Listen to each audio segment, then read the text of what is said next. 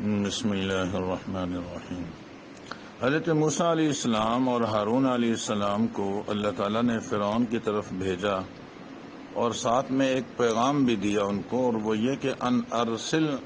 معنا بنی اسرائیل ولا تعذبہم، کہ بنی اسرائیل کو ہمارے ساتھ بھیج دو، گویا انہیں آزاد کر دو۔ تو علماء نے اس سے یہ بات اخذ کی ہے کہ دینی قیادت کی ذمہ داری ہے کہ وہ قوم کی آزادی کے لیے جد و جہد کریں۔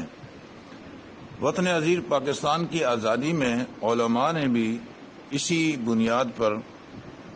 الحمدللہ زبردست کردار ادا کیا۔ بلکہ میں تو ایک بات یہ عرض کروں گا کہ مشہور ہے عوام میں کہ پاکستان کے وجود کا تصور اور پاکستان کا تصور سب سے پہلے علامہ اقبال نے پیش کیا ہے۔ حالانکہ 1930 میں علامہ اقبال نے جہاں پاکستان کا تصور پیش کیا، اس سے پہلے 1926 کے اندر حکیم الامت حضرت مولانا اشرف علی تھانوی رحمہ اللہ یہ بات فرما چکے تھے کہ بر صغیر کے مسلمانوں کے لیے ایک الگ سے ریاست اور مملکت ہونی چاہیے۔ اور بعد میں جب پاکستان وجود میں لانے کے لیے محنتیں شروع ہوئیں اور قائد اعظم محمد علی جناح نے مسلم لیگ ایک جماعت بنائی، تو علماء نے اعتراض کیا کہ بعض لوگوں نے اعتراض کیا کہ آپ کے ساتھ تو علماء نہیں ہیں، کانگریس کے ساتھ دیکھو بڑے بڑے لوگ ہیں، علماء بھی ہیں۔ تو حضرت نے فرمایا کہ میرے ساتھ ایک عالم تھانہ بھون کے ایسے ہیں کہ ساری دنیا کے علماء کو، مشائخ کو اور ان کے تقدس کو جمع کر کے ایک پلڑے میں رکھ دیا جائے، اور اس میرے ساتھ جو عالم ہے اس کے تقدس اور علم کو ایک پلڑے میں رکھ دیا جائے تو یہ عالم غالب ہوگا، اور وہ ہیں حکیم الامت مولانا اشرف علی تھانوی، اور یقیناً ایسا ہی تھا۔ وطن عزیز پاکستان کو حاصل کرنے میں جو پریشانیاں تھیں، اس میں ایک پریشانی یہ بھی تھی کہ فرنٹیئر کے لوگ وہ اتنی آسانی سے مسلم لیگ میں شامل نہیں ہونا چاہ رہے تھے، کیونکہ ایک تو اس بات کی وضاحت نہیں تھی کہ یہ کس بنیاد پر ملک کو الگ کرنے کا مطالبہ کیا جا رہا ہے۔ قائد اعظم نے اس بات کی وضاحت کی کہ جس دن سے بر صغیر میں پہلا مسلمان پیدا ہوا ہے اس وقت سے ہمارا یہ مطالبہ ہے، اور اس وقت سے پاکستان کے لیے سمجھو ہم نے بنیاد رکھ دی۔ یہ 100% اسلام کی بنیاد پر بنایا گیا ہے، مگر علامہ شبیر احمد عثمانی رحمہ اللہ کی تشکیل ہوئی کہ وہ جا کر جگہ جگہ جلسے کریں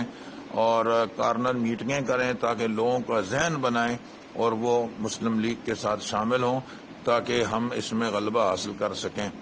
ایسے ہی اس وقت کے جو بڑے بڑے مفتیان کرام تھے، مولانا مفتی محمد شفیع صاحب رحمہ اللہ، مولانا ادریس کاندیلوی رحمہ اللہ، حضرت مولانا مفتی محمد حسن صاحب رحمہ اللہ، ان حضرات نے بھی یہ کمال کی کہ ہندوستان کو دارالحرب قرار دیا، فتویٰ دیا کہ ہم دارالحرب میں ہیں، اور پاکستان کی جد و جہد کرنا اس وقت میں یہ جہاد ہے۔ تو اس بنیاد پر لوگوں کے جوش و خروش میں اضافہ ہوا اور لوگ جو ہیں وہ ادھر متوجہ ہوئے، جا کر بعد میں اس سے وہ نفع ملا اور غلبہ حاصل ہوا اور پاکستان وجود میں آیا۔ قائد اعظم محمد علی جناح علماء کی قربانیوں کو سمجھتے تھے، یہی وجہ ہے کہ جب پاکستان آزاد ہوا تو قائد اعظم کا یہ فیصلہ تھا کہ پاکستان مغربی میں کراچی کے اندر پاکستان کا جھنڈا وہ علامہ شبیر احمد عثمانی لہرائیں گے، اور بنگلہ دیش کے اندر مشرقی جو ہے وہ پاکستان میں جھنڈا جو ہے وہ علامہ ظفر احمد عثمانی لہرائیں گے۔ علماء کے ساتھ اس تعلق کا ہی نتیجہ تھا کہ 2 سال بعد جب قائد اعظم کی طبیعت بہت خراب ہو گئی اور بیمار ہو گئے تو لیاقت علی خان کو اس نے فون کر کے یہ کہا، جو اس وقت وزیر اعظم تھے، کہ میری طبیعت سنبھل نہیں رہی، ہو سکتا ہے میرا اس میں انتقال ہو جائے، تو تم شبیر احمد عثمانی سے یہ کہہ دو کہ میری نماز جنازہ وہی پڑھائیں۔ چنانچہ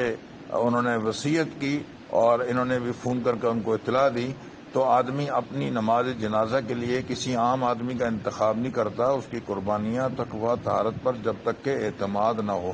تو حضرت نے یہ وصیت کر کے گویا علماء کے ساتھ ایک مضبوط تعلق کی نشاندہی کی۔ پاکستان کے وجود کے لیے علماء نے بہت قربانیاں دی ہیں، مگر یہ کہ آج ان قربانیوں کا تذکرہ نہیں ہے۔ شیخ سعدی کی ایک بات عرض کر کے میں بات ختم کروں گا۔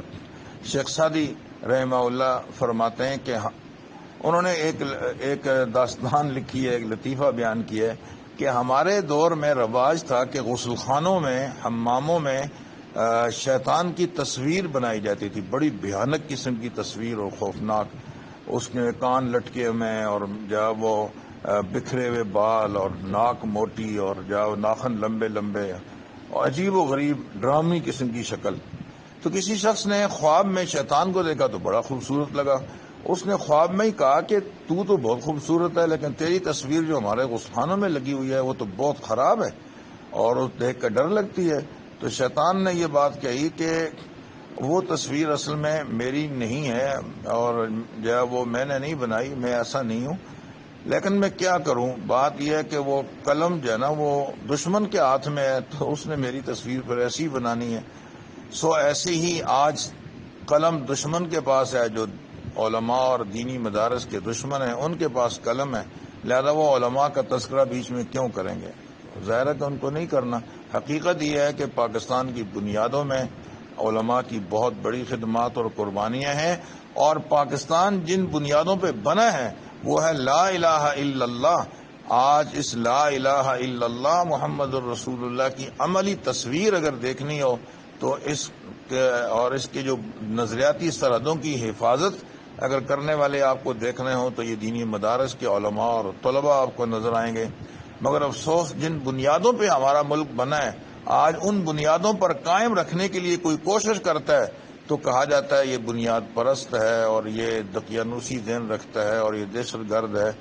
ایسا نہیں ہے، ہم بھی اس وطن عزیز کے محب ہیں، اس کی آزادی میں اور بنیادوں میں ہمارے بھی اکابرین کا حصہ ہے۔ ہمیں نظر انداز کرنا یہ تاریخ کے ساتھ ظلم اور زیادتی ہوگی۔ اللہ تعالیٰ ہمیں عدل و انصاف قائم کرنے کی توفیق عطا فرمائے۔